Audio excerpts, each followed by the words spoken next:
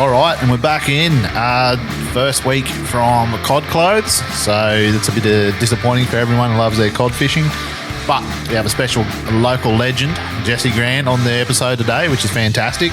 We get to talk to him about how he grew up doing some old school style fishing and what he got taught when he was a kid versus what he's teaching his kids now. That's right, and we dibble into a bit about the mouse plague and the benefits it did for our river and how healthy these fish and how hard fighting they were. Oh, it's absolutely fantastic this season. It really is. So listen in to hear a couple of them wrist-breaking fish. And we got a donated lure from Jesse, which is a custom-made lure. It's 200 mil long, but only dives to 600 mil deep. Keep it a secret. Let them find out at the end, so listen up. Listen up.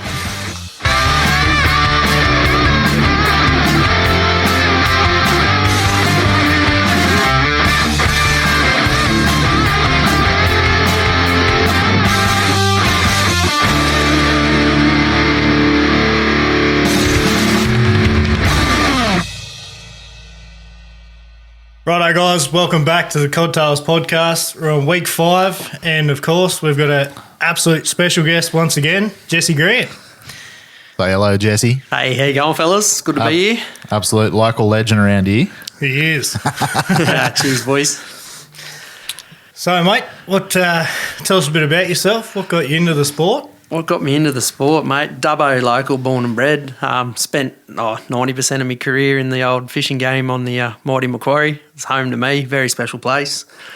The old man and his brother, my Uncle Owen, they got me into it as a young fella, early days, probably around 6, 7 year old. Back in the days when you used to put hand lines and springers, plenty of them out in front of, out in front of your swag. Yep. Sort of got around, the week before we went on the trip, you'd be digging worms and bloody dragging dams for yabbies and carp. And, even though nowadays catching carp the foot on for live bait's a bit frowned upon, but... Yeah, that's right. Showing me age here now, going back that far, but, You did what you had to do back in the day, but didn't you? And that was half the fun. Well, that's exactly right. Like back in the day, that was just a given. The weekend before you were going away the following weekend, you'd be out all weekend getting bait, catching yabbies, bloody dragging dams for carp, digging worms, bloody knocking down willows and pinching grubs from wherever you could find them. 90% of the time you weren't supposed to be there, but anyway, that's another yarn. Mate, that's 100% where my shovel skills came from, digging up worms. Oh, that's it. But go to the old girl's compost, just shuffle that aside, go down a little bit deeper. Were you smart enough to go wet the ground first? Leave it a couple of days and come back so you didn't have to dig as deep? Mate, I was young and I'm not smart to begin with, so... we got a little bit cunning. We actually knew of a farmer that had a pump that had a drip. So we used to hit the same spot fairly frequently because it was always moist. Didn't matter if there was a drought on, the pumps would be still going, so she'd still be leaking. So we'd hit that spot pretty regularly. So it was good. How cracking's that? Yeah. So we started off with the old fashioned. Yeah, very old fashioned. So in the early days, it was the river probably was like the Macquarie's obviously improved dramatically over the years after the way. The different styles of fishing have changed, obviously for the better. But back then, it was more of a, keep catch and keep everything, that kind of thing. Which obviously got the river into a pretty poor state. But through education and how things have changed and progressed, and the banning of set lines and droppers and all those things. But back then, it was a non-issue. Like you had 10 springers out in front of you where you were camped, and then off in the boat and 20 or 30 droppers you made out of push bike tyres and bloody green cord. 10-0 hooks as best you could get them on there. And, pinning bloody carp and yabbies and all that sort of stuff. But, now things have changed. It's what I'm teaching my kids is different to what I got taught, but that's the way evolution's happened. The fishing changed as much as we did, but now I can it's awesome that it's changed up because what I'm showing my kids, at least when I go fishing now, there's fish to be caught. As where if we had continued on the path we were on, I wouldn't be able to share my knowledge of the river with my kids and that kind of thing. So I'm grateful things changed, but same, you can't move forward unless you have a look at where you come from. 100%. Yeah, that's exactly right. Yeah. And like at the moment in Macquarie, I think we're hit a pretty special spot because we've had floods the last, 2-3 years? Yeah, probably 3 years ago was the drought. 2010 was when the drought popped and the river shot back up. And now we've sort of hit that happy medium where the releases aren't too dramatic and the water's stabilised. We've got a bit of colour about it. So, lures are back on the table. Oh, 100%. We had a pretty lean patch there where it was just dirt it was so and you could not hard. get a crack at it with lures. It was just... Yeah. I think we had that mouse plague here, like real bad. And as can testify for this, like they went nuts during that mouse plague. Best cod fishing I've ever done in my life was that mouse plague. Yeah. The top water action, but in town, you could whack them off the roof in town. Like no one even fishes the surface in the middle of town. That's right. And you could go out and you could have a session and you'd catch 40 fish and just be like, that's an afternoon session. You just caught 40 fish on surface. Like you don't hear that. You're lucky to get 1 or 2 every now and then. Yeah. It was incredible. And then you had all that, so much food. They were going off their tits. And then you had those floods for a couple of years where it was pretty hard to fish. Yeah. And straight out of the back of that, these fish are just fat and healthy. Yeah, it's unreal to see. They're in the best nick I've seen. Like you're catching fish that are 60 centimetres that are punching on like the 80 and 80s that are doing the job that a metery does, and you're like, wow. Yeah. 100%. And just the condition on them, like you're over expecting. You're thinking it's a heaps better fish, than then it comes up and you're like, really? I've just gone. You're like, what is that? Just gone 5 rounds with you, and you're a lightweight. What's going on here? And there's those 60 centimetre fish out getting out now, and their guts are almost as deep as they are long now. It's unreal. I had had one that I caught it between Christmas and New Year, and I had it on a brag mat that was from a competition that was donated by what's it called?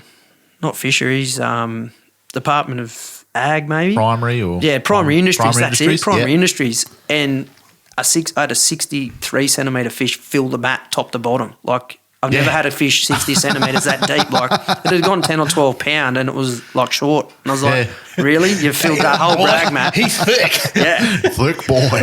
He's been in a good paddock for a fish that juvenile. Oh, how good is that? Yeah, and that's the type of fish I need, because me being a fucking fat fuck, to get a fat fish, it looks normal. Yeah, that's it. I hold a skinny one up and they're like, oh, yeah, what is it, 50? No, it was 75. Yeah. I get a nice chunk and they're like, oh, yeah, it's 70. Yeah, you're just sweet. a big bone boy. Big bone boy. Amen. Big heart. That's it. Which is real scary with me and Az, because when we get my little 3 metre flat bottom in the river, we're both pushing 101 or 120. No, I'm 120 kegs. Yeah, we're both at 120 kegs in this little 3 metre flat bottom, and there's not much room between the top of the water and the gunnel. No. Quite easy to fucking boat flip a cod. Isn't it? No net required. No. Although when he does have a net, he fucks it up anyway. Stop it. So, mate, have you got, like, obviously you've got quite a few meteries through the years. I've got a few. But have you got like one special fish or one special day that really stands out to you? Like Definitely. Those things that one day that really keeps you driving on. Definitely. So, Auntie and Uncle bought a block close to town, got access to the river through that block, but it's also not far from a local boat ramp where a lot of people, anyone can access, get on the river. Yeah. When we were kids, it was close to home. The old boy would drop me and the boys out in the 10-foot tinny. We'd have our swags and had the grog rolled up in the front of the swags, and we'd go camping on the beach. And anyway, Auntie and Uncle happened to buy a place that happened to come along that same stretch. So that was always sort of what I call my home stretch. Spent most of my time there. It was really, really good fishing. Anyway, here about 2 or 3 years ago when that high water was up, we went back a few years and done a little bit of bait fishing, and I managed to pull a metery out about 200 metres from my auntie and uncle's boat ramp. So to catch my first good metery in the Macquarie, right in my home track, just that fish means means the most to me, and it was an absolute brawler, like a dirty fighter too. only that we were a bit cagey for him and sort of electricked around the log, so he bailed me up, went in under the log and just sat there and just went, you know what, if you want me, come and get me. So just bricked you. Yeah, bricked me hard. And to make matters worse, I was a little bit lazy just before we left and just grabbed one of the kids' little 3-foot ugly sticks. Oh, the amount of meaderies I've heard called on these little, they're like the rat rods. Yeah, tackle rat. Tackle rat. The amount of meaderies I've heard called on these tackle rats is dumb. So the ridiculous part about the whole yarn is it's got like 20 pound Jarvis Walker mono on it, like just the stuff you'd use for backing. Top quality. Yeah, it's neat. So anyway, lobs the bait out, kicking back, having a couple of tins with me mate Link, and this thing buckles. It's like, holy shit. Oh, that looks got a serious one. That looks like a real fish. Yeah. So anyway, grabbed it, has a look down. I've got about 3 strands left because it's only got a little 1000, little Sienna 1000 spin reel on it. It's got about 3 strands left. Literally, I've only thrown it about 15 foot from the boat, mind you, so they don't hold much 20 pound. So the panic's real, so I've backed the drag right off, put 1,000 winds in. I'm winding flat out, going nowhere like I'm riding a mountain bike uphill in first gear. So anyway, we wound the drag in, started putting a bit of weight on this thing, and I was like, this thing's a cracker, like this is ridiculous. Anyway, gets to the log and mate bricks me. I'm like, fair dinkum. I'm gonna bomb this right here in the driveway of my favourite spot. Like this is a joke. Anyway, we got a bit cunning and unhooked the boat, leckied around the other side of the log, and then she was on like Donkey Kong. We pulled him out from under the log, and then mate got to the top and he just wasn't having a bar of it. He just blew up deluxe. Weighing up like a 2-bob watch. Yeah, fair dinkum. You've seen second-hand lawnmower start. This thing was just going nuts because I think he thought he had me, but yeah, we ended up. He's only got a rat rod with 20 pound. I've got this cunt. Yeah, got him covered. So yeah, we ended up doing the job on him, and just that sense of relief to finally crack the dollar, but crack it at home on your home track just made it the most special catch. Like I've caught a lot of good fish out there over the years, but nothing that's just absolutely gone toe to toe and just wanted to take you on it every wind. Yeah, mate, I can relate so much to that in terms of like obviously I've grown the property here and we got the river right down the end of it, and I fished this stretch between here and a couple of k's out, and if I caught a meadery within this stretch, it would feel so much more special than anywhere else. He's just a home fish. That's right, 100%. And I know there is a bloke that lives like 5-6 doors down. I'm not going to say his name, but I'll tell you off air. You probably know him. He's a local legend. And he reckons he's got this pet cod down on this sharp bend down here. And it's a meadery every day of the week. But he knows how to catch his cod any day, any time. He can walk down there and pull this fucking meadery up. No, I'm so jealous. I've tried to find it that many times. It's not funny, but he's got the knack. He's got the knack. So yeah, mate, that'd be my most special catch in the Macquarie. I mean, they're all special. They're all neat. Like they've all got their little different quirks, and I think like the models and the patterns on some of the cod in the Macquarie are some of the prettiest you'll see anywhere. They really are. 100%. And you get, and the variations in them, like, you get these short, stocky cod with a big set of shoulders on them that, want to take you on. And then you just get these big, long, thin, lazy fellas, and you go, oh, well, he's made 83. Everyone thinks that's a great fish. But his little mate that I caught an hour ago that was 65 was twice as heavy and went twice as hard. Twice as hard. It's like there's two genetics there, eh? Definitely. Yeah. And that's another unique part about this system. I mean, early days, like when the trout cod got re-released, there was the odd one of those guys, like those hybrids poking around, but like I haven't seen anyone jam a hybrid in the Macquarie for ages, not down this low. Well, haven't we got a bit of a story? So hybrids, yeah. So the last time we went out to a little honey hole out towards Warren, we caught... I think we got 2 in the same day, wasn't it? 2 or 3 hybrids. And I called it for, when I first saw it, because it had the overhung sort of lip on the front of it, I called it for a trout cod, but straight up the head had like an overhung lip, but not super Yeah. Didn't have the black line through the eye. No, still had the black line through the eye. Still had the line. And had the blue tinge. Had but the it blue tinge. From halfway back, it was a Murray cod. Murray cod. But the head and the shoulders were pristine trout. Wow. Yeah. And when was that? When was that? I reckon that was nearly 18 months ago. Yeah, shit, it would have been that long ago now, yeah. So, yeah. Actually, 18 months ago, because it was when I first got my little river tinny. Yeah, that's right, yeah. Yeah, so we headed down, and that's the first time I'd seen, but we caught the 2 in a row on this same spot. Same spot. Yeah. And we didn't catch another cod that whole trip, I don't think. We got one other one. That's right, yeah. But he was a genuine. Yeah, he was good. he was a real cod. Yeah. Proper. But we were actually even sitting in the boat talking about hybrids that day. When it happened. Yeah. And the first fish we get to the boat, I was like, are you fucking kidding me? Like, holy shit. This thing's a hybrid. Yeah. I haven't seen one of these for 8 years. Yeah. Yeah. But Isn't it funny how they come in runs? Like you think you're not, I haven't seen one of them, they must be gone. And then you go whack, whack and jam 2 in one session. You're like, there they are. Yeah. Unreal.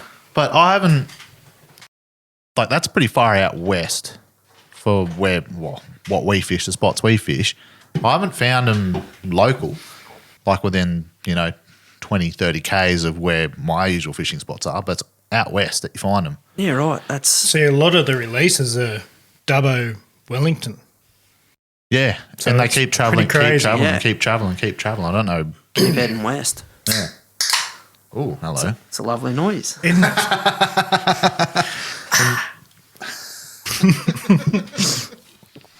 Drink break. Required. Have a suck. Required.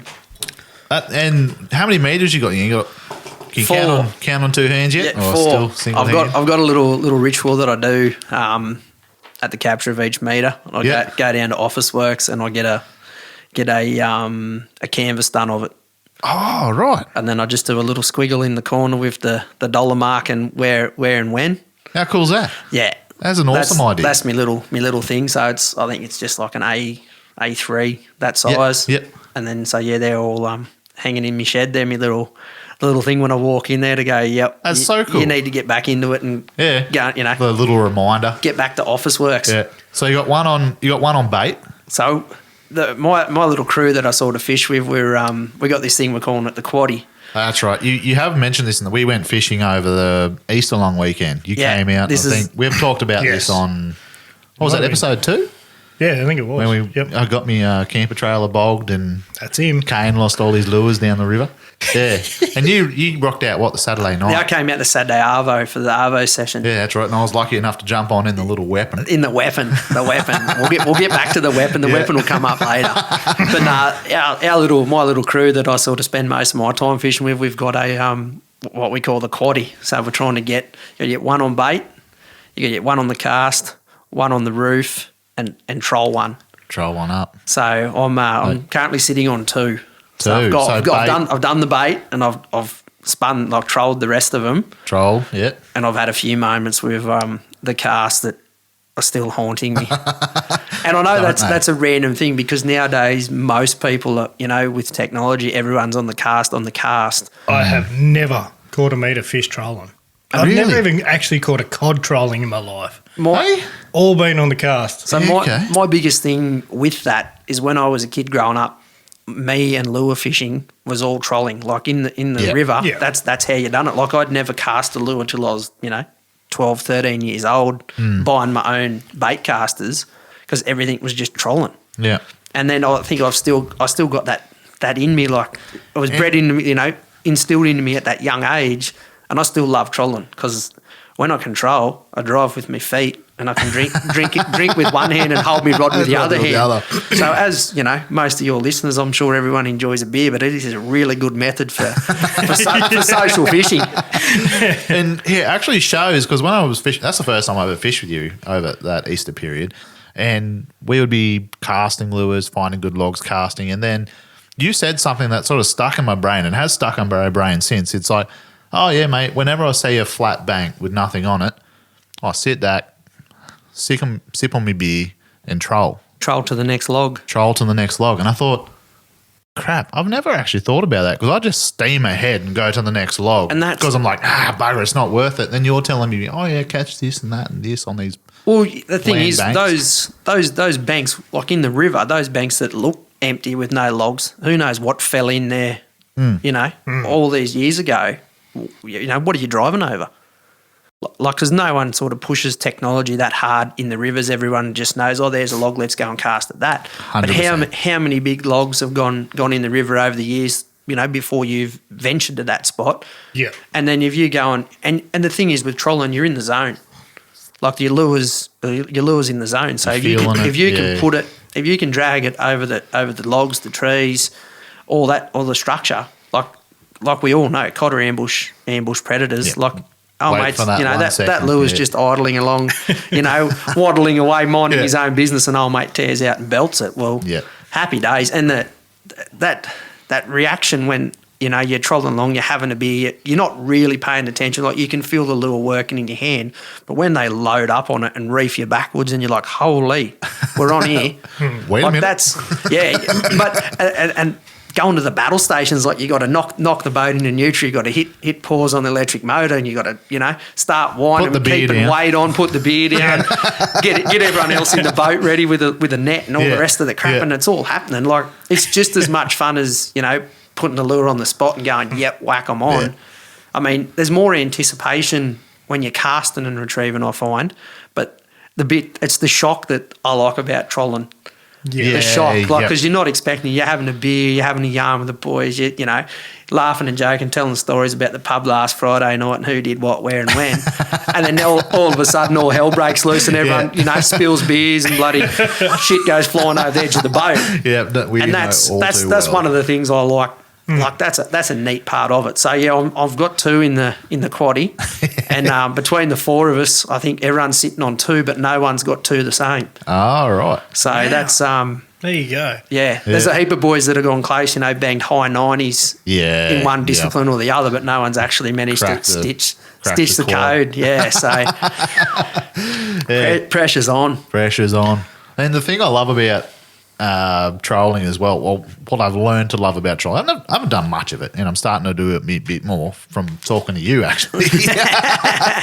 But the thing is, I love, like, your little tinny, and I'd sent you photos after that weekend because I loved your little weapon setup. It's a 3 metre flat bottom? Yeah, 10-foot flat bottom punt that I got for $650 with an old Mercury red band motor. I've had about 5 motors on it, but I'll give you the drum on the one that's currently on it. It'll come up in a later yarn. But guess what happened that next weekend? You went and bought one. I'm looking at Marketplace on Facebook, find a little 3 metre flat bottom, and went, done. Beautiful. And I was the first one to fall out of it. Oh, well. I'll take the cake. Yeah. I actually got the first fucking fish in it too. You did get the first fish in it too. We had a synchronised hook up on surface. I did go out for one sneaky session. Oh, you little bugger. I got a little 60 centimetre on a little bright pink Bassman mumbler. I need that meme where when your mate goes fishing without you. Yeah, definitely. Rifle them down quick little yarn about that first Mercury red band for the older fellas that are listening to this. They'll know what I'm talking about. The guy I bought it off had welded a 10mm spanner onto the gear shifter so you can put him forward, neutral and reverse. Yeah. So me and the old man, we've taken it out and we've bloody she started and she's roared up the river. Oh, this is all right. How good's this, Dad? 4 horsepower bloody Mercury. She's pushing us along all right. First went to turn A and she's locked up C solid to the right. So we're a one-legged duck. We're out the middle just going around in circles and could not get this poofed at a turn. I was like, what are we going to do here? So anyway, we shut her down. Got caught in the rapids, the swear and my old man's not much of a fisher, but this just sent him over the edge. Like we were drifting back to the other side of bloody Dubbo, where we started at to where we finished at, and then ended up finally hitting a log and pulling us up.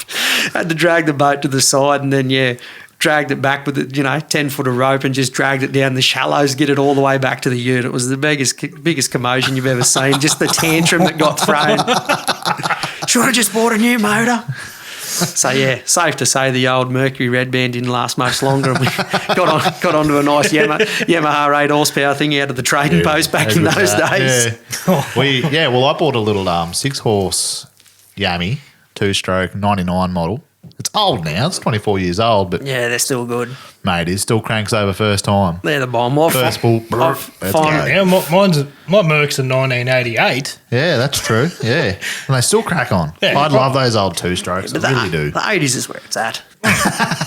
Not that I was ever young enough to, old enough, I should say, to be in the 80s. But yeah, like also going back to these simple boats, the thing that I love is no sounders, no distractions, no nothing, just you, the water, and you're trying to figure out how to catch these big green fellas. Oh, and the places you can put them. Yeah. You couldn't put a big boat. Like, you get washed in through rapids and you go arse over red through the Willas and you just duck down and cop it sweet. And then then you're in a neat spot that other people probably wouldn't go to because they don't have the capability or the right boat to get to that neat spot, and that might be the spot that you jam something special. Yeah. The only sounder you got on board is when you hit a log and the motor jumps up behind you. The dreaded thump. Oh, it still fucking gives you a buzz too when you do it. You're like, oh, yeah. Worse than with my little 6-horse, because it's so light, it flings up and comes out of the water and, fuck. Could be worse. Could be like that sandbar we hit at Easter. That was a little bit how you going. That was fun. Chuffing along and come across this sandbar that's only about 300 mil under the top. That slowed. Like, me and Dane probably pushing 250 in the boat with me, him, and the gear, and we hit a sandbar, and that was It was a bit of a mission to get out of that one, but we survived. And it's shit sand too in the Macquarie too. Yeah. You step on it, think it's hard, and you go to your knee. That's the end of that. 100%. Thanks for playing. Yeah. Not to mention Frank was sitting up the front with us.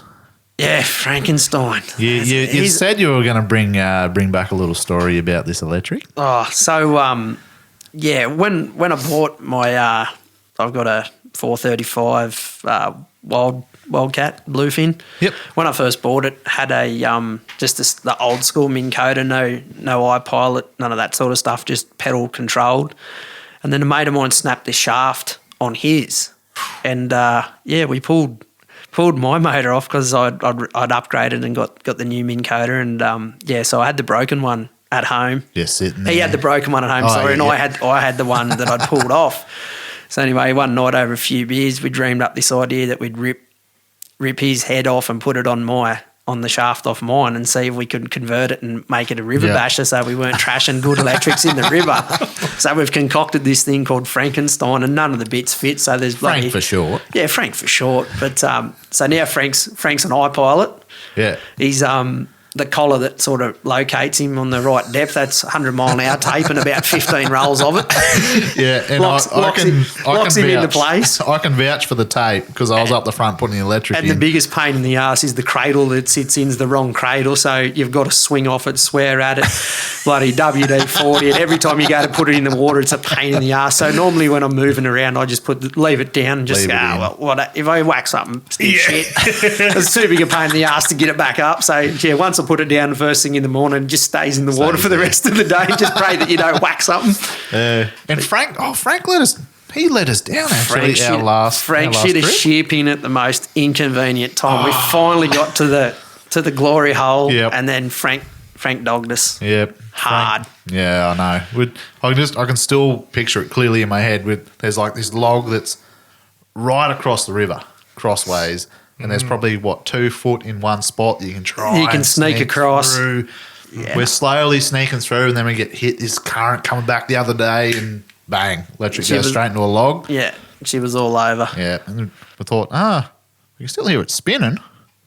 Got no power. Picked it up, sheep in gone. Yeah, no sheep in.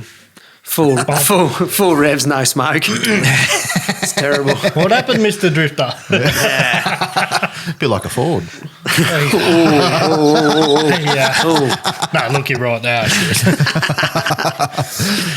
Your Ranger goes all right, mate. Didn't get bogged at Easter anyway.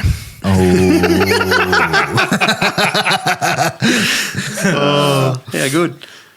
How good is that? Righto. I suppose might hitch us up with a couple of proprietary yarns. Mate, let's go. Give us a long line. Give us your best long line you got. As our mate Knuckler would say over there on the old Alpha Blokes podcast, the old proprietary yarn. Yeah. So, top fella too. I'll dead set. I'll leave the mayo off this for you. This will be full proprietary.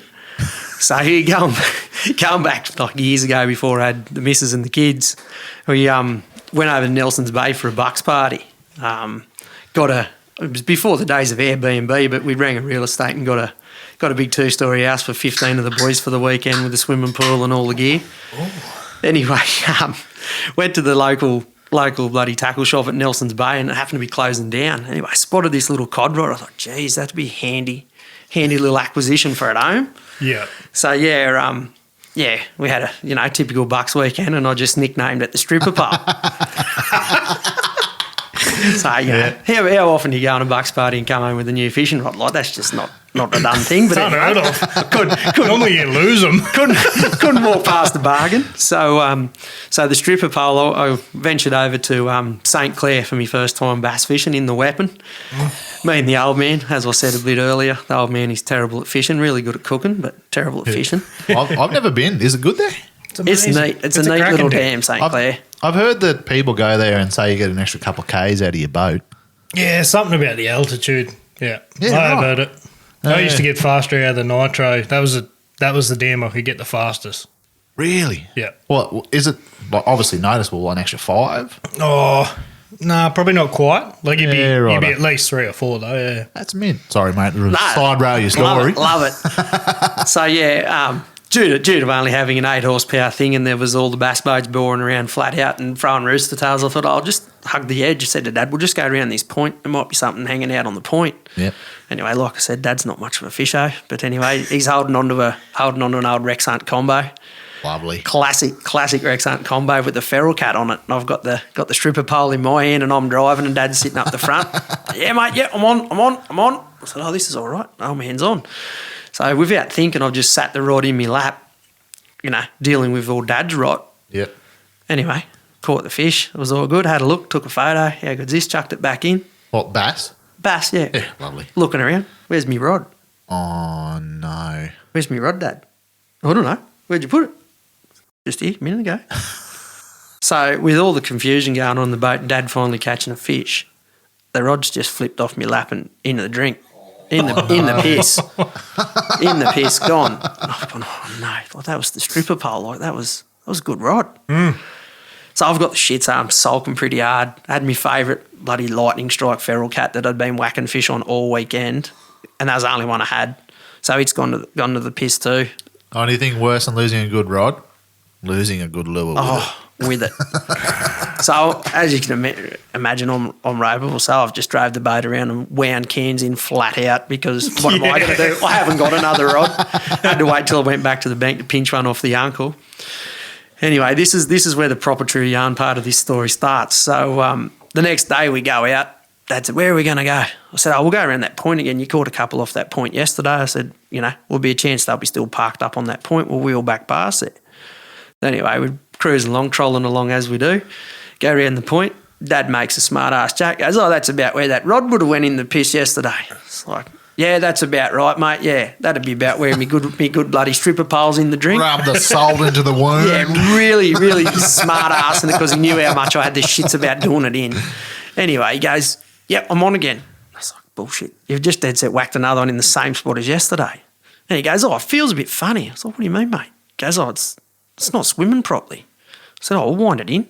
So he's winding in. He goes, I've hooked a lure. I said, give us a look at it. Fucked. There's this bloody lightning strike purple feral cat. Oh. It's like, you're off your head. He goes, I've hooked a lure. I said, that's my fucking lure. And I still got line hooked on it. I said, you get down the road. So grabbed this thing, untangled the 2 lures and started winching up the rod that I'd done in yesterday, pulled it into the boat, and sure enough, there was the stripper pole. Wow. I've got it back. The old man's dead set. So what's happened? The rod's laid flat on the ground. The feral cat, obviously having the buoyancy's floated up, but I was down, didn't have enough line out that it was able to breach the surface to see it. He's cruised past trolling another lure and freaking hooked. Like crashed into my lure that was just parked stationary from the rod being laying on the floor. So I get it back, and I'm just elate. Couldn't believe it. I said, no one is going to believe this shit. And anyway, we get back to the camp, and there's 3 or 4 boatloads of the boys there, and I said, look at this. They said, bullshit, how did you get that back? What, did you swim for it? I said, nah. So you're not going to believe it. I said, the most useless fisherman we've got in this camp, as Dad said, hooked my lure that was still connected to me rod. Amen. Thanks for coming. How good is that? But. There's a but. There's always a but. With every good proper true yarn, there's always a but. What's the downside? The downside. So the same group of guys, we'd done the St Clair leg for those guys over the east. Said, right, you've got to come down to home, and we're going to have a western run, and you're going to come down and fish the river at home here. Yep. Get a few yellow belly, a few cod. Well, that was the plan. So it was the middle of winter. It was bloody, you couldn't have picked a worse freeze my balls off. Well, I was sucked into them. So freeze the balls off a brass monkey, and we go out to just a local spot. Plenty of people would know it, easy access, good boat ramp. But we got out there on the Thursday, took the whippersnipper out and knocked in a bit of a bloody campsite, set up all the gear, and carted a trailer load of timber out so we could have a big burry, and it was all going really well. Anyway, we went 3.5 days, the whole camp, not a touch. Couldn't catch them. Rods off the bank. Couldn't catch them on. Boys bobbing every log, trolling lures, flicking the roof. There was nothing doing. And I'm not a huge fan of spinnerbaits. And then on the Sunday morning, we'd had a massive Saturday night, like proper old school Kahlua and milk at 2 in the morning because beers, burr cutters. It's beautiful. Curdles your guts, makes it all come up. The shenanigans just went on and on, like to the point where I've had to lift Dad under the wing, ferry him over to his swag, roll him in, take his boots off, like proper. Sounds like a hazard of fucking AYC. Amen. So I was too keen. So I got up early in the morning and I've kicked my mate Wezzo in the guts. I said, Wezzo, we've got to go. I said, no one else is going to get up and come for a run. I said, get up. So the only thing different about this is instead of going in the weapon, we jump in Wezzo's 12-footer. He's got called Meter Fever. Meter Fever. That's a red hot What name. a name. That is a red hot name. And he spelled it real crazy. It's METAFEVA. And he's done it in a paintbrush, and it's got the legit brush strokes. Looks like dead set looks like someone's really put in a lot of effort and put a wrap on it, and it's just him painting it with house paint. Really? Shit. Oh, yeah, right. Yeah, full blown painter. It's a unit. Anyway, we get in his boat, so I've just grabbed me bag and the stripper pole, chucked it in, off we go. We punch up to the first log, tie up, flick a cast in, wind it back, not much doing. Flick the second cast in, and it's bounced off the bank, this spinnerbait, and then landed in the water. And I just engaged the reel, and this thing just loaded up like nothing I'd ever felt. And I was just like, oh, we're on here. And we hadn't had a bite, I'm telling you, for 3 days of 4 boats with 2 blokes in each boat going pretty hard and nothing happening. And all of a sudden, this thing loads up. And I'm like, Wezzo, get the net. He goes, I haven't got one. Oh. And I'm thinking, you're joking. We've got in your boat. My boat's got a net, got lip grips, got everything you could possibly need to encounter something this big. And we get in your boat and we've got a pair of lip grippers, fair income. Anyway, so the brawl's ensued. It's went on for 5 minutes, and going through the timber and unknotting it off that log and moving on to the next one. It was just a shit show. Playing the violin over the old sticks. We were just like, wow, if this thing stays on, it's going to be a miracle. Anyway, we get the fish to the side of the boat, and it's a cracking fish. Can only speculate and say that I reckon it was a river meter. He had a head on it like a Shetland pony, and I was like, wow, have a go at this thing. I haven't seen the photo of this. This is a cracking fish. So we put 2 sets of lip grips in it, and I thought, I might just do pull the lure out while it's in the water, and then have a photo and send him on his way. Anyway, I grabbed the pliers and the old gangster spinnerbait's pinned fair in the corner of the mouth. You couldn't ask for a better spot to pin a fish. Anyway, I've reefed on this hook, and this big girl's done a barrel roll, spat 2 sets of lip grips, still with the spinnerbait pinned in the corner of the chin, and I didn't know. I was in horror because she just rolled out of my hand, and then it was like the death knell, the drums. Du-du-du-du-du-du. You know what that noise was? That was the rod bouncing around the boat before it went in the drink with it because it was still hooked to the fucking lure. Oh, you're kidding. So the stripper pole done its final dance, wound up in the piss again, and that's where she lies. I'm not going to lie, that head on that thing, you was a metre. It was a big fish. Yeah, so Jesse actually showed us a photo of this fish with 2 lip grips on its lip and the lure pinned in the mouth. And, yeah, rest in peace, stripper pole, because that was the last I seen of that. So, again, the deflation from losing your rod. Yeah. Mate, the highs and lows of fishing. Huh? Oh, mate, that thing was just, it just had so much character. The stories and the proper true yarns that have come with it, and it's finally met its maker. But to lose it to a big girl like that, play on. It's definitely a play on. So that's no mayo, boys. That's the life of the stripper pole. I know it's a bit of a long-winded yarn, but no, that's perfect. That is cracking. Yeah, that is absolutely cracking. It wasn't called a gladiator, was it?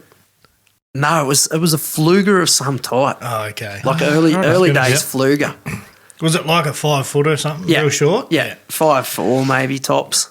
Well, there was one little story I had, and I'd hooked a fish, and it obviously had swum through this line, and it was like a 4 or 5 foot gladiator. It was absolute tiny green little thing. Same thing, and a spinnerbait in the end. I was just like, imagine if that married up. I was like, caught a fish, rod and a spinnerbait, all in one. Oh, well, I'd like it back. You can have it. It sits in the shed. I don't think I've ever used it. Yeah, 100%. So that's me. That's one of me proper true yarns, and I jotted down a second one for you guys because I just thought this was a bit of a, it's related to most knockabout anglers, and I suppose that's a bit about what your show's about, having a bit of a yarn and not taking shit too serious. No, go on, mate. Regale us with your tale. Right. So this is number 2. This is a bit of a yarn going back to the old weapon and the brand new Tohatsu 9.9. So it's very maiden voyage. I'm all excited. Again, go out to the Arnie and Uncles, drop her in, and the bloke that I took with me this day was a mate from work. And I call him the big man. He's probably, a healthy 120. He's a good, well-seasoned young lad. Oh, I can relate to Attest to that. Healthy the pair of you probably can. So these are mind you, they're gentlemen's hours, sort of, 9 o'clock kick-off, none of this early chasing cod thing. And the river was up pretty high, and he's right into his bait fishing, and that was what he grew up doing too. So we've wheeled into the local IGA and got a box of largies. I thought, this is going to be interesting. He goes, we'll get a box of largies and we'll grab a 3-rack each, for the road out there. I said, Tezza, it's 6 Ks, mate. He goes, yeah, we better get a 3-rack as well, just in case. So here we are, bloody wheels out of the bottle at 9:30, and we've toddled down to the river, put the boat in, got the yabbies and all the lures and all the gear, and off we go. Anyway, it's a pretty productive morning, believe it or not, because the river was flowing proper hard, and all we were doing was cruising around finding backwater, tie up in the backwater, and just flicking the live baits on the edge of the fast water. And we never whacked any big fish, but it was a fun day. Yeah. Yeah, just something constant. You're always fucking reeling something in. Yeah, and just telling stories and bullshitting, and the stories got taller as the long necks got less. Anyway, we get a fairway up the river, say 4 or 5 Ks by water, and on our last bottles. Said anyway, we'll have these last bottles, and then we'll probably she's getting on. Hello. Oh, he's on again. She's starting. What? You're on your last bottles. Yeah. Oh, that. It was getting messy, like proper messy. So that's 15 each. No. There's 12 in a box, and then plus your 3-rack. Plus the 3-rack. So things were getting a bit silly. So, anyways, we pull up to this willow bush, tie up, and we're not that far from the bank, thank Christ. So anyway, I said to Tezza, I said, I need a hose. So in the weapon, there's not much room. So I've spun around. I was driving, put my knees on the back of the boat, and I'm there having a hose off the back, relieving myself, and my last long neck tips over. So the big man, not thinking, is 125 kilos of pure muscle, dives like Steve Smith at second slip, saves the long neck, like dives from the front of this punt, saves the long neck. But mind you, I was sitting in the back row with the long neck leaning against it. So he's jumped 125 kilos from the front to the back. I'm knees, like on the back of the boat, pissing off the back. And the boat's just gone arse over head, and I've just gone head first straight into the bubbly water that I've just created. The boat's gone up. He's managed to ride her out and stay in, but when the boat's gone up, she's filled full of water. Yeah. So here I am, I've cartwheeled in the piss, arse over head in the piss, and the first thing I thought was, this is my new motor. I don't want to drown it. So I've grabbed the bottom of the leg, and I'm bear hugging the leg, and I'm tippy-toeing in the dirt, and I'm like, jump off the other end and pull the front of the boat down. So he's dived over the front, and he's in the piss too now, and he's pulling the front of the boat down like because all the water's at the back, and I'm bear hugging the leg of the motor, and we're crab walking sideways. trying to get to the bank to save the boat. Meanwhile, all the yabbies that we had, they've all just gone, fuck you, we're out of here. So they've all buggied out because the boat's chock-a-block full of water, and they've just swum off. And I could just keep me bloody the boat high enough that me tackle box, because she'd popped up, and I was just keeping it inside about an inch of the rim of the boat that still wasn't underwater, trying to trap all me tackle, but keep me rods and everything in the boat. And here we are crab walking across the bloody river with this tinny trying to friggin' salvage what we could. Anyway, we got to the thing, and I managed not to drown the motor. But we had to tip all the gear out arse over it. It was just like something out of the Benny Hill show. I'm sure there was bloody goldfish jumping out the side of the boat when we were getting the water out. It's safe to say I haven't had a big session on the water after that. That spooked me that day.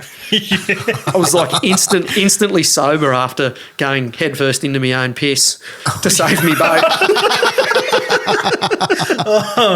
Definition of going in the piss, eh? Yeah, that's the literal definition.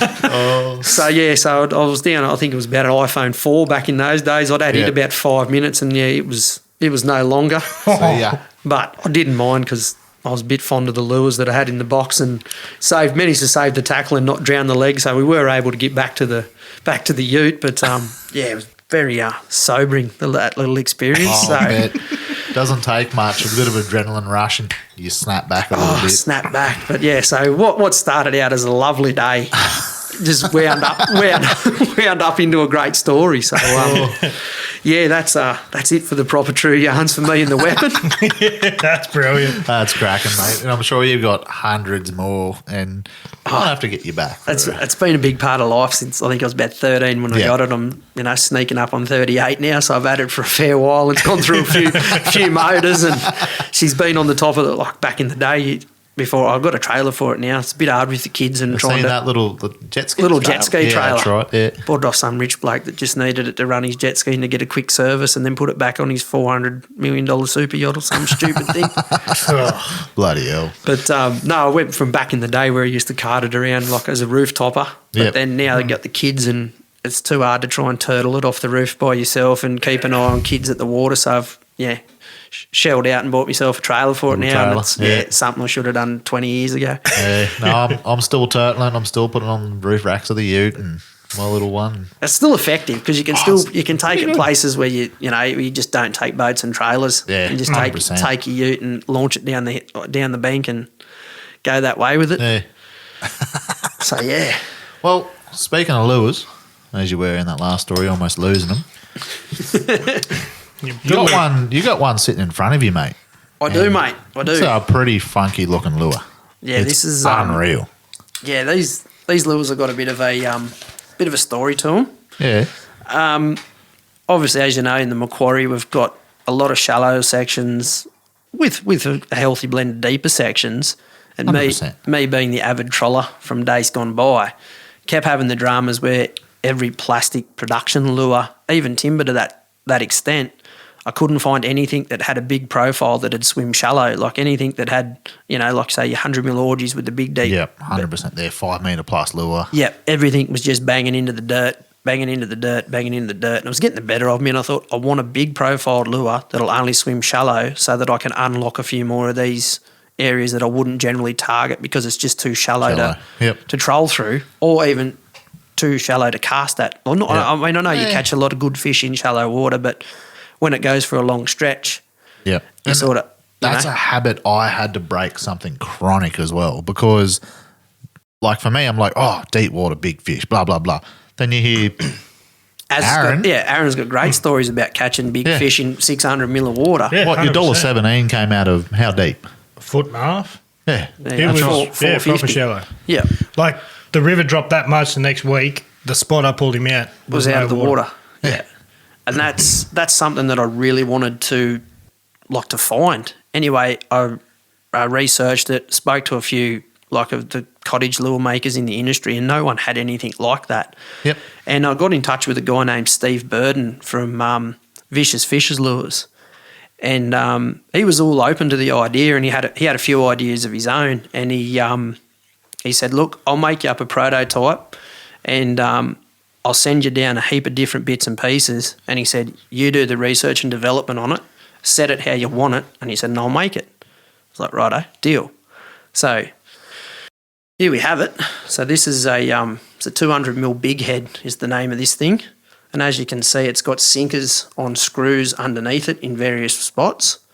It's beautiful profile. It's awesome. Yeah. And then the bib has got multiple holes drilled in it with all omegas in it. This is one of 4 bibs in 4 different shapes. So I took, again, the said rod, the tackle rat, up to the mother-in-law's swimming pool, and I spent a good day up there playing with this, moving the weights, taking the weights off, adding the weights back on, moving the omegas, changing the bib. And I got it to do a lot of different things. Like I got a shimmy action out of it, I got a big wide, which is what I was chasing. Yeah. And then I got it so that we were trying to work the weight so that we could get it that it wouldn't pull deep. And that was the main thing we were working on. So after bulk hours and heaps of videos on the phone and sitting down, pulling it apart and looking at it and working on a couple of beers during or several. That's how we roll. But and then we tried it. We didn't want to test it without hooks and split rings because that had upset the weight. So 100%. We were trying to make sure we were doing everything apart from. So this has been just had a coat of clear put on it. So it's probably there's only a little bit of weight from paint, obviously, which isn't a major part of it.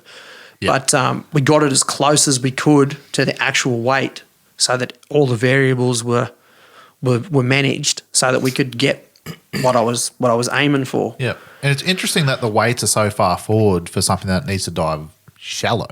Correct. So this is white beach, this timber. Yep. And it's very buoyant, naturally buoyant. Righto. Yep. Which is why we went with it, because I didn't want a heavy timber that naturally would just go low. So we went with the white beach. And once I ironed out all the little flaws in it and went over it and over it and over it till I was happy with it, I had it all written down, and we pushed forward with a couple of protos, like painted protos. Yep.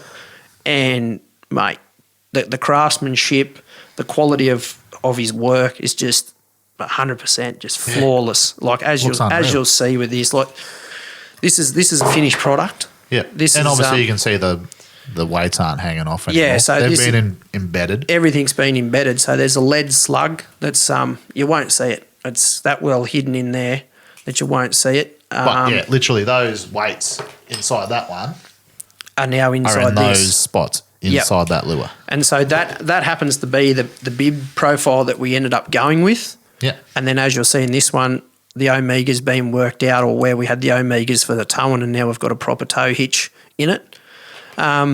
Steve was a bit concerned that some of these things might let go, so he's even soldered the joints in the tow point so that a decent fish can't bomb you on that. So the attention to detail, like check out the eyes on it, like absolutely spot on. Unreal. Like it's just really, really well put together.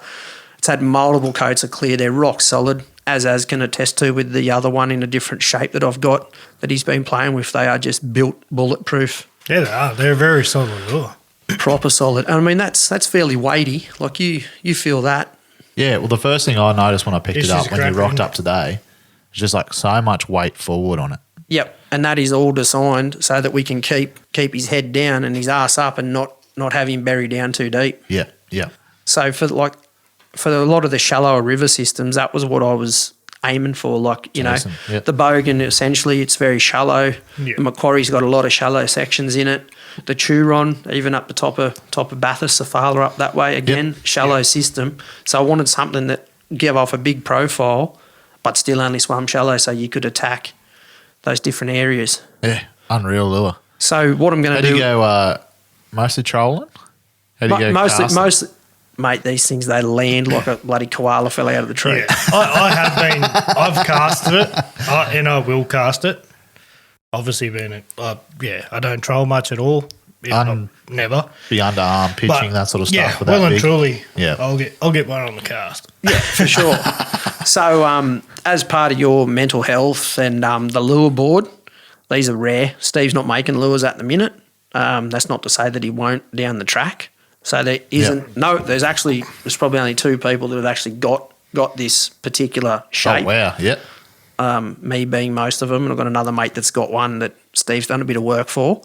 So, given how rare that is, I'd like to give this to you fellas to put towards the cause. Mate. I hope people can appreciate the time and the effort and the research and development that went into making something this good that does that job. Yeah. And being how limited they are, I just hope it generates good numbers for the cause. 100%. And, you know, someone will get to take something home that there's not many of, like actually not many of.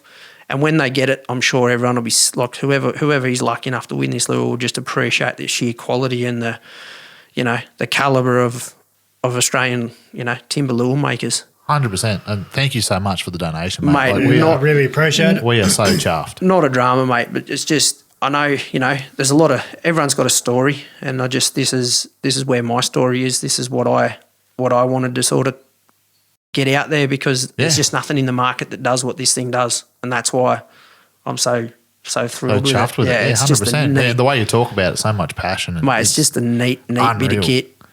Yeah. But yeah, he makes various different models, different sizes that I've had a bit of work to do with him with, and to get him to do what I'm sort of What you want to chase. Yeah, what I'm chasing. So I've got these in a bit of a, like in a 180 size profile that with a heaps bigger bib for hitting those banks and ripping it down fast early. Yep. So you're in that old dive bomb situation. The dive that you bomb like to do. situation. Yep. Get it in amongst the snags early. So yeah, there's a lot of what he does is just spectacular, and like guys in the lure scene will attest to the quality. Like it's just really good. Unreal. Thank you so much. She's all yours, boys. Thanks, mate. Appreciate it. Not a drama. Thank you, sir. Not a problem. I'll keep me prototype. Go back on the wall. Well, that was really good. Beautiful, mate. Have you got anything else you want to discuss with us, mate, while you're here? Got a couple of other things. Like, I just want to give a shout out to a couple of the old guard that sort of brought me in. So Go for it, mate. My Uncle Owen from out there at Ningen, he's been a major influence. He's even fished over in Holland. He was tournament fishing over there for a while. Wow. Yeah, right. What sort of Pike. Pies. Yeah, right. As much as us Aussies like to think that we're social fishermen, this thing that he was fishing over there was a pub based competition. It's like pub cricket, good is but that? it was actually fishing. Yeah. Yeah. So the Dutch like a drink and a fish. So shout out to any of our Dutch listeners out there. So cheers, fellas. when we get over there, I'll be able to go catch some pike. I mean, I look at that stuff on the internet and, geez, it looks fun. They're it the is pretty alpha. simple. It's I shouldn't say simple. It's very relative to competition. Yes, definitely. They love their top water for pike. They love their trolling. They love their on the car sort of stuff. It's so cool. That and what's that other stuff? Oh, the bigger one, the muskies. I think similar. Yeah. They still similar, like, same sort of target. one of their main lures is like an old aeroplane spinner. Yeah, that's right. Yeah, so- unreal. Well, yeah, you see that. And then my other main influence was my little mate, Chubby Trudgett. He sort of he bred me into lures, basically. Yeah, right. He's old school. You know, you get 2,000 or 3,000 hanging up on the wall, and he shed of every shape, model, and size ever made, and just Everyone's got a story too. Oh, mate, just bashed up, pranged up, just rolls around with him in a lunchbox, old school. he's a proper Macquarie River legend. Like everyone's got a chubby tragic story. So yeah, big shout out to him because he was really good back in the day, taking me out, like, you know, treating me like a son sort of thing, and taking me fishing with him. And I learned a lot from him, like right back in the day when you're very easy to be influenced. Yep. I was lucky enough to have him around to sort of push that lures into me, and just like it was like going into a museum. I used to love going around to his house just to wander around in his shed and just gaze, look at everything. And now I've sort of got into this whole lure scene. Well, people come around to my house and do the same thing. 100%. But yeah, so that's basically where my story sort of starts and finishes. I've got a few sort of top favourites in the cottage lure scene that I've sort of had a bit to do with these guys, these old school makers, new school makers, and it's a really, really good scene. Like the makers are all real, genuine, down to earth, good fellas. Yeah. Like I know you spoke to, I think it was Banksy, about Aaron Young from Cartafara. Yep.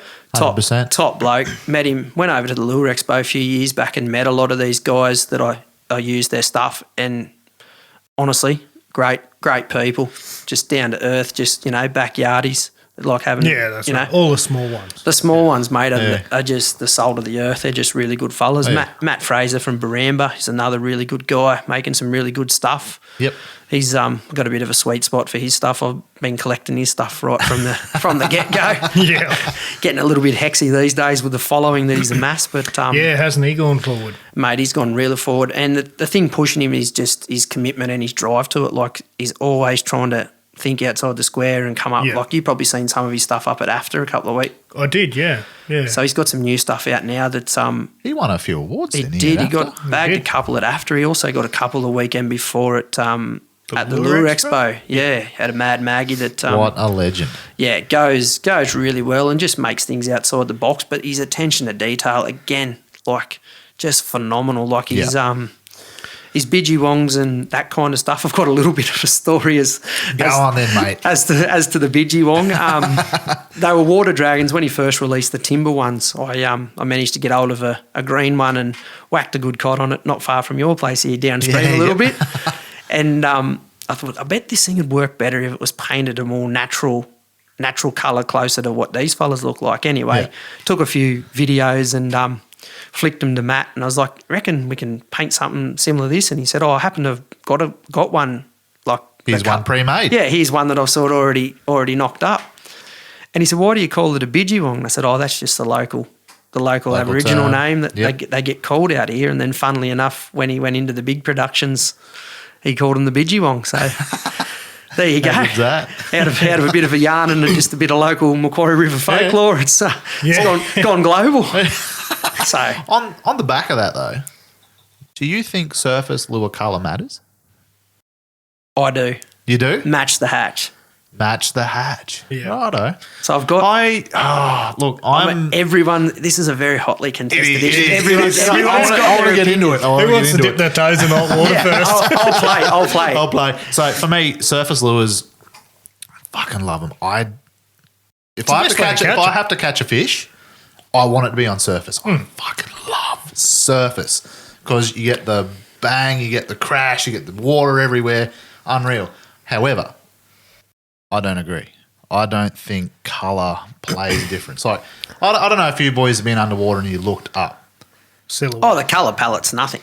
Yeah. Lures are only painted to catch fishermen. Make no mistake. Yeah. But so for me, like, I look, when I'm go swimming and I've seen people swim surface lures or seen stuff above me on the top of the water and I see black. That's all. It doesn't matter if it's a bright pink, bright yellow, just a whatever. Silhouette. It's a silhouette. It's black. I'm like, can a cod really see the colour of that lure? I mean, he's probably got way different eyes to what we have. But you reckon the colour makes a difference? I do. I'm superstitious like that. Yeah. Yep. So I even conned Aaron as much as he didn't go much on it. Like Banksy said, that Reaper Creeper and the thing that he had in his episode the other day, I actually got Aaron to paint me one like a white cockatoo just to match the hatch here in the Macquarie because there's so many white cockies when we're out. Yeah, the Corellas, the cockatoos, the galahs, all that real light white. So I said to Aaron, can you paint me a white cockatoo? he goes, yeah, I don't really want to do custom stuff, but he said, I'll do you a one-off one. So righto, so this thing's full white, got the eyes on it on the top, and then it's got grey wings and a little yellow stripe on the top of him. So to me, he looks like a cocky. Yeah. And yeah, it works. The reason I think it does work is because I've got 500 other surface lures, but I just push them to the side and keep pulling. It's the one you use. Yeah, it's the one that's like whacking you said, it. it's you catch and the fisherman on the you can colour. have two different colours and both of you throw in the same spot and get hit by the same fish. You can eat it. Yeah. But to go down this road that you're pushing with the colour thing, how is it that when you're, even with divers, you can bomb one lure and whack a fish, and then you do that lure in and then you work in the same area, you put the same lure on again, but it's a different colour and you don't catch another fish. Yeah, I reckon once it goes underwater, it matters. I 100% agree. Colour underwater, 100% matters. Surface, I'm not so convinced about yet. So with surface with me is I like bright shit. And I mean whites, chartreuse, anything Something's bright. going to stick out like But dog that's nuts. just for me. When it gets low light, I can still see where it is. So it's just for my personal preference. Of course, It's not for the fish. Like, you'll never see me throw a really dark colour. It's funny you say that because at the moment I've been fishing that Bidgewong 200 in the dark natural, and in the mornings it is a hard lure to see. Yeah. You can hear it before you see it. Like it lands and your eyes, your focus is going to the noise. Like you're using your ears, you're not using your eyes. Yep. But I used to get, like back when I used to throw Jackal Mega Pompadours, I used to paint the back of them pink so I could see where they landed. I wasn't painting for the fish. I was painting the back just for me. Yeah, right. But yeah, so that's interesting. So again, there's not going to be a right or wrong answer because you can sit here and drink a whole box and keep debating it, and you're still going to wind up with an empty carton and still no results. So, but drunk enough to go, well, I'll see you down there at 4 o'clock. Yeah. Next minute, us three are going to be in a boat on Saturday morning. We're going to compete and we'll see which lure does the best. Yeah, that's it. But so my I'll call it my favourite half dozen timber lure makers in Australia at the moment. Yep. In no particular order, it'd definitely be the Vicious Fishers. Like, got a very soft spot for those. 100%. Well, you put so much work into this prototype here. These guys that I'm gonna rattle off just are all quality. Just real good quality stuff. And if you're gonna pay for a bait and you're gonna pay big money for it, you want the quality to be there. And these guys all make quality. So there's obviously the Vicious Fishers, the Barambas, I'm a big fan of them. Cuttafurra, Aaron makes a great lure and a great bloke to go with it. Bit of old school, Travis Powell from Powell Lures in Port Macquarie. Yep. He does a Kadacha set each year, and I deliberately get one of those. He only makes 20 a year. And, whoops, that went back in the cart. Shit, my credit card number slipped in. But Travis's painting, mate, is just next phenomenal. level. There's a few guys that can paint. Yeah. But there's a few guys that are that step that above that can paint. And he's one of them, and he's old school. I love that about all these lures are just smick. Paul Niller, he's a creative guy and he does a really good job. Yeah. He's another really good one. And then this one's a little bit soft for me is the Codgers. Got a very weak spot for Codgers. So they actually got me into I caught my first cod on a codger, and then from there I've collected codgers fairly heavily. You have got a fair collection of codgers, don't you? Yeah, I think I've got about 100 different colours in the 85, and then I've actually got 12 of Graham's original timbers. I don't think there's too. Wow. Yeah, that's insane. I don't think there's too many more of them left out there. The guys that have got them are hanging on to them pretty tight. I would too. Yeah. But Graham's a really good guy. I've spoke to him on the phone. I've never actually met him, but I've spoken to him on the phone a few times and just been really forthcoming with information for me to put the story together, which, I think is a big part of the lure scene is actually having the backstory, not just having your own story, but having the actual story from the guys who made them, why they made them, the materials they used back in the day, I don't care how pretty your lure is. If you've got an awesome story behind that lure and how and why you made it, I am 10 times more inclined to buy that lure and swim it myself. Yep. So his stuff's it's pretty special to me. Yeah. I'm in the middle of building a proper proper display for it. I've got them all. I've got them all hung up in my shed at the moment, but I'm actually going to do a proper board up and get a Lemonex glass or plastic panel thing for it and get a bit of LED lighting. And I'm working. Make it special. Yeah, working in the background so I can set it up and just kick back and look at that and make a bit of. Well, I've got 12 of the timbers, so I'm going to make like a bit of a clock display. Awesome. Use them as numbers and stack them around. How good's that? And then just surround the rest of it with the plastics. Looks like we're going to have a few beers at Red's house taking a collection. So fellas, that's about it. But I really hope that this lure of Steve's can really contribute pretty heavily to the mental health side of things and raise a few bucks and contribute to the cause. I mean, everyone's got a story about it, and I just hope this donation, people dig deep and bid high, and the money can go to the right place. Yeah, that's right. Yeah, and thank you again for your donation. And mate, not a problem. Like you, me, and probably every fisherman out there, we get out there to forget our troubles. We get out there to clear your head. Oh, mate, it's the happy place. It is, yeah. Everyone says, it's my happy place, but there's so many people that share that happy place. Oh, mate. Sitting around the fire with a few beers and a few good people and just the laughs that develop after more and more long necks. Yep. And the stories that come with it too. That's it. The fishing ends up coming second, and it's just, just becomes a good time and a good laugh. Yeah. So, but I appreciate you guys having me on, and it's been a good experience. Yeah, anytime. I think we'll probably have you on again. Yeah, we'll have to do in the update. future. Yeah, do an update every now and then when you get your what do you call it? Get the quaddie. Get your quaddie. Yeah, 2 to go. We could be waiting a while, but But no, that's definitely the goal in the next little while. Yeah. If I can sneak one of them before the end of this season, I'll be cheering. I've actually been just concentrating on the roof the last sort of 6-8 weeks. I have been getting a few, but just got to get that big one. Yeah. He's there somewhere. Waiting for you. Yeah. So thanks very much, guys. Thanks for having me. Cheers. Thanks, mate. Cheers, mate. And we'll see you next week. See you then. So just to round out the episode, just a quick message from us. The first mental health lure board auction is live. It started on last Wednesday, the 6th, and it will be finishing up this Sunday, the 10th. That's right. So head over to our socials. Everything will be up there. Now, we're going to have a comment section, probably a cut-off time at around 6 o'clock on Sunday night. So head over there. You can check out who's bidding, what it's up to, and whether you want to have a try for yourself. But don't forget, it is going to a mental health cause, Black Dog Institute, so get your head around it. That's it, mate. We've got a couple of good swim baits, and the other pack, we've got some good divers and some good bassman mumbler in it. Yep. Yep, beautiful. So have a look. Give it a look. Yeah, jag yourself some lures for a good cause. Let's go. Let's do it.